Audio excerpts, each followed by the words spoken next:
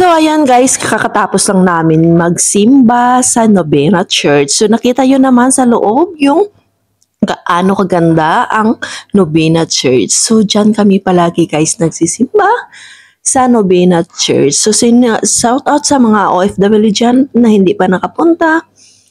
Ayan, puntahan nyo na yung Novena Church. Siguro lahat naman ng mga kababayan natin nakapunta sa Novena Church kasi yan yung pinakamagandang simbahan dito. Iwan ko lang sa iba, hindi ko pa napuntahan yung mga ibang simbahan. So, parang napuntahan ko pa lang dito na simbahan, parang 3 lang yata. So, ayan guys, bababa na tayo sa hagdanan ng simbahan ng Novena Church. Ayan, maglalakad na kami papunta ng MRT station. Malapit lang naman guys yung MRT station dyan, mga 5 minutes walk mula sa MRT to Novena Church. So, ayan guys, diyan kami palagi nagsisimba kasi convenient dyan. Magsisimba, bawal guys tumayo. Kailangan lahat nakaupo.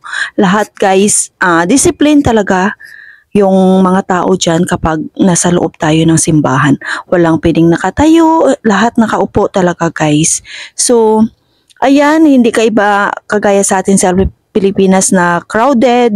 Iwan ko ngayon guys kasi matagal na akong hindi nakasimba doon sa Pilipinas at saka matagal na din akong hindi nakauwi. So, iwan ko sa ngayon pero dati, 'di ba? Kahit na sa loob lahat nakatayo doon, may sa gilid, 'di ba? Dito guys wala, lahat talaga nakaupo. At saka mag-communion guys, yan talaga guys, discipline talaga. So nakapila talaga yan guys, sunod-sunod talaga yan sa upuan.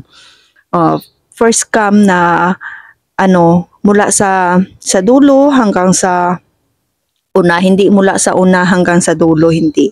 So yan yung kinakaibahan dito guys, yung disiplina, 'di ba? So, ayan guys, malapit na kami sa MRT station. So, mayroon diyang na hospital sa Novena. Yan ay Novena Station. So, malapit lang yan guys sa Orchard. Mga ilang estasyon na lang. Sakay tayo ng MRT ay 2 estasyon lang yata. Tapos, Orchard na. So, ayan, papasok tayo dyan sa mall. Tapos, dyan sa baba ng mall ay yung MRT station.